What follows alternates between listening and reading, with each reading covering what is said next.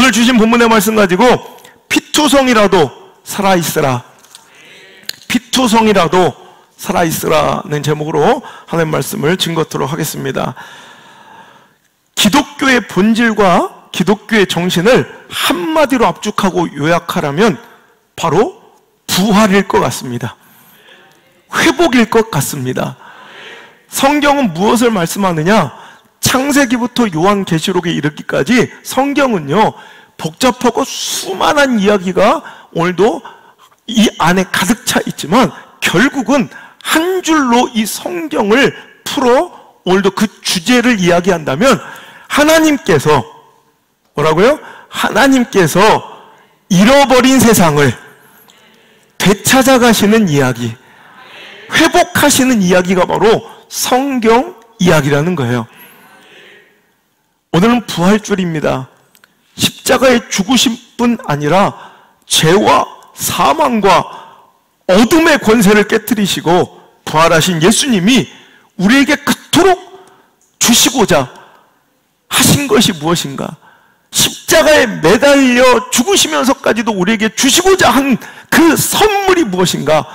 바로 부활의 소망인 줄 믿습니다. 회복의 약속인 줄 믿습니다. 그 회복의 소망을 소유하시는, 부활의 소망을 소유하시는 참 그리스도인 되시기를 주 예수 그리스도 그분의 이름으로 간절히 소망합니다.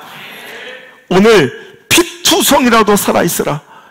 제발 피투성이라도 좋으니 살아있어라, 견뎌라 하시는, 버티라 하시는 이 하나님의 말씀이 성경 안에 문자로 갇혀있지 아니하고요, 오늘 세상의 손가락질과 조롱으로 인하여 피투성이처럼 너덜너덜 찢겨진 한국교회와 예배가 회복되는 하나님의 소망의 시작으로, 사인으로, 그 회복의 신호탄으로 들려지길 주의 이름으로 축원합니다. 여러분의 삶은 어떻습니까? 경제적으로, 육체적으로, 관계적으로, 자녀의 문제로, 물질의 어려움으로 오늘도 너덜너덜 찢기고 아파하는 당신의 인생이라면 그 피투성이 같은 절망의 밑바닥에서 당신을 향하신 하나님의 약속으로 이 말씀이 들려질 때 하나님의 역사는 당신 속에서, 삶 속에서 이미 개입되시고 역사하고 계신 줄 믿으시길 바랍니다. 오늘 이 에스겔의 말씀은요, 다른 선지자들처럼 하나님의 진노가 임박하였노라, 하나님의 심판이 이제 도래할 것이라는 심판전의 심판의 오늘도 경고의 말씀이 아니라 이미 하나님의 징벌과 그들의 죄에 대한 책임을 물으셔서 바벨론의 포로로 끌려가고 예루살렘 성벽은 무너지고 그 예루살렘 성전, 신앙과 영적 심장부였던 예루살렘 성정, 하나님의 영광과 영화로움이 가득했던 그 성전은 회파되고 불타고 무너져버린 그 처참한 노예의 삶 가운데 에스겔 선지자를 통해서 주시는 하나님의 말씀이라는 것을 유의하며 이 말씀을 읽어야 합니다. 이미 아프고 찢기고 너덜너덜해져서 이제 대부분의 사람들은 다 죽었고요, 그 경고했던 예루살렘 성벽은 이미 다 무너져 내렸고요, 그 존귀했던 성전은 다 회파되고 오늘 무너져 버렸어요. 여러분, 그리고 겨우 살아남은 남은 자들은 포로로 끌려가 연명하고 꾸역꾸역 살고 있는 그 어려운 소망 없는 절망의 밑바닥 속에서 하나님은 이 말씀을 주시는 거예요. 너는 피투성이라도 좋으니 살아있으라. 다시 말하건대 너는 피투성이라도 살아있으라. 오늘 에스겔서 16장의 말씀은 실은요, 지난날에 너희가 왜 이런 고통과 고난을 당하고 있는지, 너희가 어떻게 이렇게 처절한 상황이 되었는지를 설명해주고 오늘도 다시 한번 그 기억을 상기시키는 말씀입니다. 네가 어떤 존재인지, 네가 어떤 인간이었는지를 제발 다시 한번 떠올려보고 기억해봐라. 여러분, 마치 이스라엘 백성들은요, 아니 그 이스라엘 백성들 속에 투영되는, 이스라엘 백성들 속에서 보여지는 우리들의 자화상은요, 오늘 이 말씀과 다르지 않다는 거예요. 오늘 우리가 본문의 말씀을 6절의 말씀만 읽었지만 4절부터 읽어보면 자, 이런 거예요. 한번 읽어볼게요. 시작. 내가 난 것을 말하건대 내가 날 때 내 배꼽줄을 자르지 아니하였고 너로 물로 씻어 정결하게 하지 아니하였고 내게 소금을 뿌리지 아니하였고 너를 강보로 싸지 아니하였나니 아무도 너를 돌보아 이 중에 한 가지라도 내게 행하여 너를 불쌍히 여긴 자가 없었으므로 내가 나던 날에 내 몸이 천하게 여겨져 내가 들에 버려졌느니라. 여러분, 이게 바로 이스라엘의 모습이에요. 그들은 자기 힘으로 오늘까지 살아있는 게 아니에요. 민족을 이루고 나라의 강성함을 이루었던 것도 아니고 성벽을 쌓고 성전을 세운 것도 자기의 의가, 공로가, 힘이, 능력이, 성실함이, 책임이 아니라는 거예요. 하나님이 하셨다는 거예요. 마치 아무 소망 없이 430년 동안 애굽에서 종로로, 이미 그들은 이런 삶을, 지금 바벨론으로 이름만 바뀌었지만 그들은 이미 이 처절한 삶을 경험했던 적이 있어요. 무려 500년 가까이를 여러분 대를 이어가면서 노비처럼 짐승처럼 부려지며 이집트 땅에서 그런 처절한 삶을 살아가는 그 모습, 그 꼬라지가 도대체 아무 소망 없이 마치 오늘의 말씀처럼 들판에 버려진 깐난쟁이 애기, 아무런 보호도 받지 못한, 여러분 탯줄도 자르지 않은 채 덜렁덜렁 매달려 있고요. 여러분 상상해 보세요. 누가 그 아이의, 그 핏덩이 아이의 몸도 씻겨주지 않은 채 아무런 소독, 소금으로 소독도 해주지 않고 그 흔한 천대기와 강보로 그 아이를 싸주지도 않은 채 그냥 완전히 아무런 보호 기제가 없이 땅바닥에, 들판에 버려져 곧 죽거나 짐승의 먹이가 될 수 있었던 그 피투성이 발버둥치고 있는 그 깐난쟁이 아기를 귀한 임금이 지나가다가 보게 된 거야. 이게 바로 우리들의 모습입니다. 우리들 스스로는 아무 소망 없이 발가벗겨져 피투성이로 오늘도 들판에 버려진 깐난쟁이 아이처럼 우린 아무 소망 없는 자들이었음을 기억하셔야 합니다. 한국교회가 마찬가지입니다. 우리의 힘과 우리의 기술과 우리의 능력과 우리의 어떤 조직과 시스템과 프로그램이 아니요 오직 하나님의 은혜였음을 기억해야 합니다. 오늘 이 처절한 성전문이 닫혀지고 예배가 회파되고 오늘도 여러 어려움을 당하고 있는 이 시대적 상황과 아픔 속에서 우리는 옛적 우리의 처지를 기억해내야 합니다. 우리가 어떤 존재였는지, 일제 침략기에 6.25 동란 가운데 우리가 어떤 존재였는지, 이 나라와 민족이 어떤 존재였는지를 우리는 깨닫고 기억하고 다시 한번 되새겨야 합니다. 희망 없었죠. 소망 없었죠. 하지만 우리에게는 하나님이 계셨습니다. 하나님 우리를 버려두지 않으셨습니다. 그를 데려다가 오늘도 그렇게 그 피투성이로 버려져 발짓하는, 발버둥치고 있는 갓난 아기에게 지나가면 임금이 얘기하는 거예요. 너는 피투성이라도 살아있으라. 아가야 조금만 버텨라. 다시 한번 말하건대 제발 살아만 있어라 하시며 그 아기를 거두어 여러분 임금은 궁궐로 돌아와 그를 깨끗하게 정결하게 씻기고 그에게 받을 수 없는 은혜와 축복을 주셨다는 거예요. 자, 읽어볼까요? 9절부터 회복이 시작됩니다. 시작. 내가 물로 내 피를 씻어 없애고 내게 기름을 바르고 수놓은 옷을 입히고 물돼지 가죽신을 씻기고 가는 배로 두르고 모시로 덧입히고 폐물을 채우고 팔고리와 손목에 끼우고 목걸이를 목에 걸고 코고리를 코에 달고 귀고리를 귀에 달고 화려한 왕관을 머리에 씌웠나니. 14절 시작. 내 화려함으로 말미암아 내 명성이 이방인 중에 퍼졌으면 내가 내게 입힌 영화로 내 화려함이 온전함이라. 나 주 여호와의 말이니라. 아멘. 오늘 이 말씀 우리가 드려야 합니다. 내가 한 것이 아니라는 거예요. 지금까지 지내온 이 모든 삶이 오늘 내가 누리고 있는 당연하고 익숙했던 이 한국교회와 우리들의 삶 가운데 편안해지고 익숙해진 우리의 그 놀라웠던, 이제 빼앗겨보니 그것이 축복이요 은혜인 걸 알던 그 행복과 축복과 그 은혜의 현장들이 실은 하나님께서 우리에게 주신 영화로움, 우리가 이방인에게까지 그 영화로움이 소문이 나고 멋지게 살아갈 수 있었던 그 모든 삶의 이유와 근원은 바로 하나님이셨다는 거예요. 근데 이제 타락이 시작됩니다. 변질이 시작됩니다. 혹시 저와 여러분은 그렇지 않았는지, 우리 한국교회가 그렇지, 조국교회가 그렇지 않았는지, 우리 교회가 그러지 않았는지를 오늘도 점검해 보자는 거예요. 비참한 일이 벌어집니다. 죽어야 마땅한 그 갓난아기 핏덩이, 버려진 그 아이를 데려다가 이렇게 존경하고 그냥 살려만 주고 종으로 써도 상관없는데, 오히려 온갖 폐물로 그를 장식하고 기름을 바르고 영화롭게 해주고 영광과 명예를 주었더니, 그 왕비 같은 화려함과 영화로움을 가지고 뒤에 읽어보면 여러분, 하나님이 공급한, 그 임금이 공급한 식량 밀가루로 이방의 우상에게 떡을 빚어 제사를 드리고,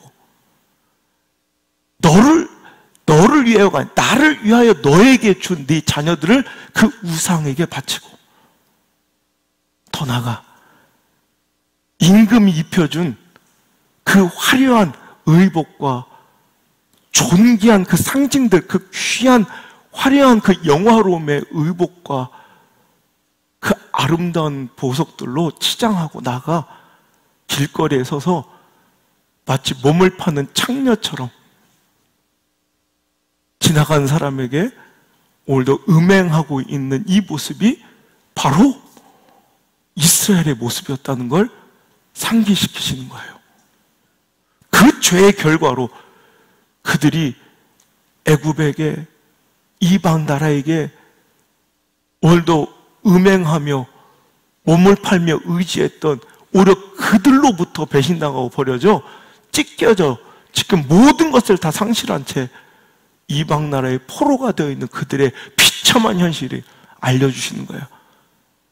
오늘 여러분, 이 말씀은요, 너희들이 어떻게 나한테 이럴 수 있어?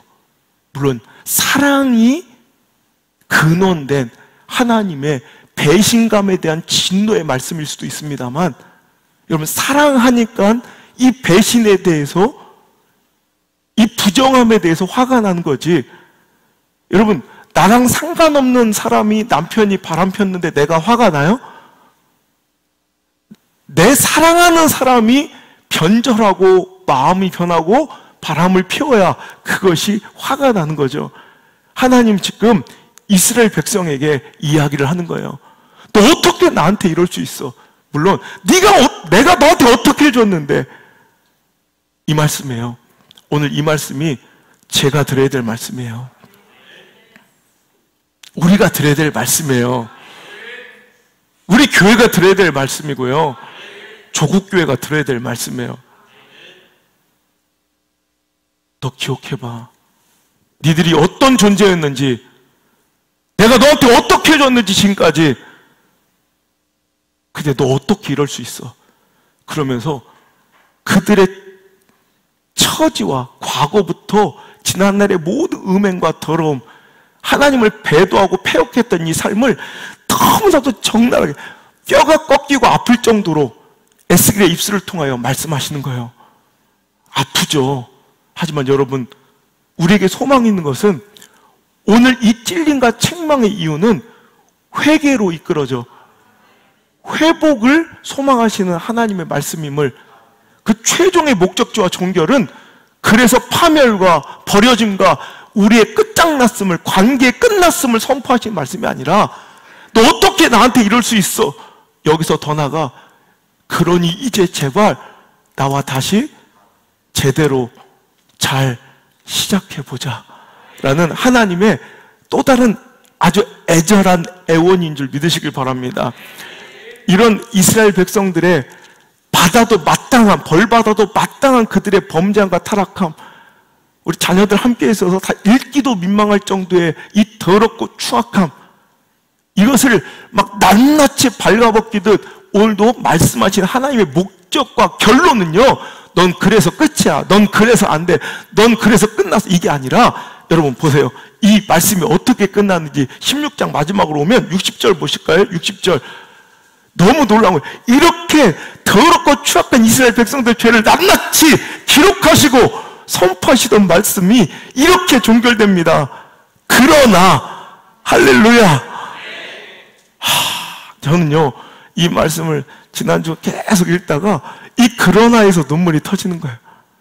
오늘 이 예배가 저는요, 이런 멋진 역전의 서막에 사인이 되길 바라고요. 우리 회복의 신호탄으로 오늘 이 말씀과 이 예배가 선포되길 주의 이름으로 축원합니다. 우리 삶에 인생이 뒤집히는 역전승의 그 서막, 이 역전승의 그 터닝 포인트가 있어야 돼요. 그러나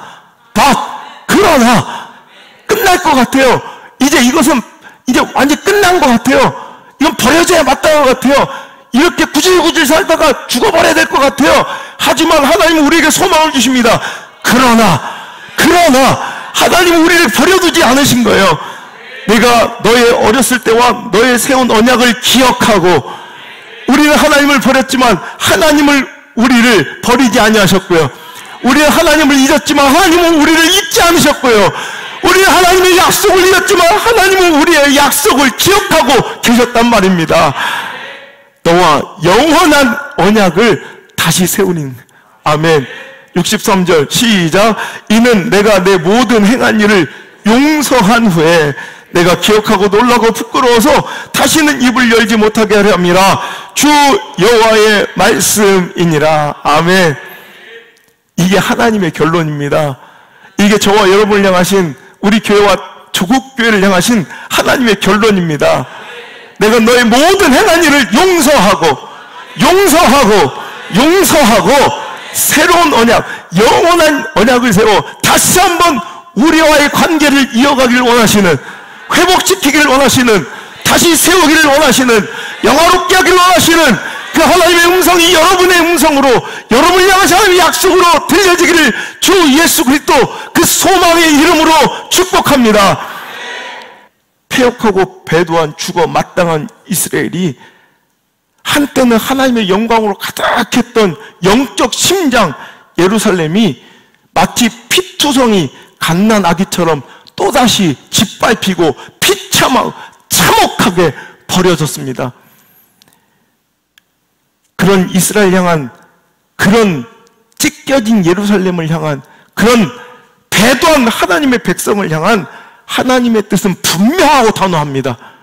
너는 피투성이라도 살아있으라. 반복하여 다시 한번 말하노니 너는 피투성이라도 살아있으라. 우리 같은 인격이었으면요, 이 정도였으면 너 옛날에도 그러더니 또 이러는구나. 너는 끝났어. 넌 포기해. 너 절망해야 돼. 넌 꺼져. 필요 없어.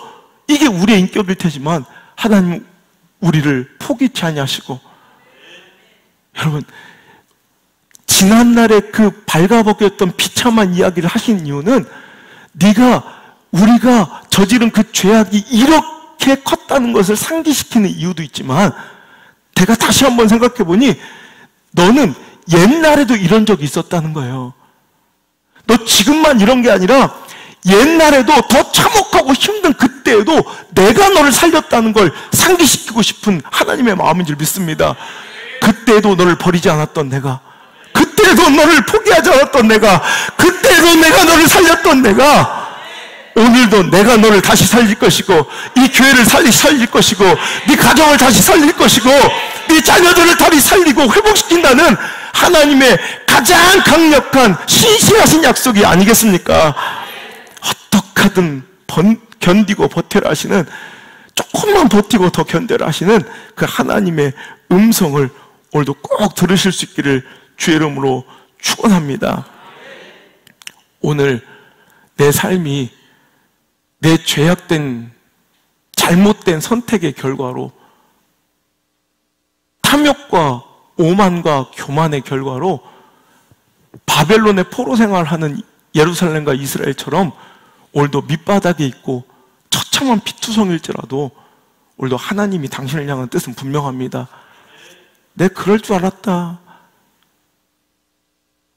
넌 이제 끝났어. 이게 아니라, 사랑하는 내 아들아, 사랑하는 내 딸아, 그래도 살아라. 그래도 버텨라. 그래도 포기하지 마라. 피투성이라도 좋으니 살아만 있으라.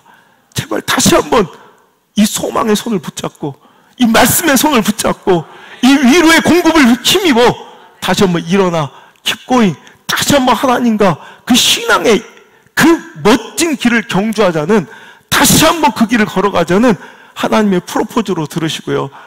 여러분의 각자의 피투성이 같은 절박한 삶의 밑바닥에서, 절망의 그 구렁텅에서 다시 한번 힘을 얻고 소망과 약속을 바라보고 일어설 수 있기를 주 예수 그리스도 이름으로 간절히 소망의 말씀을 드립니다.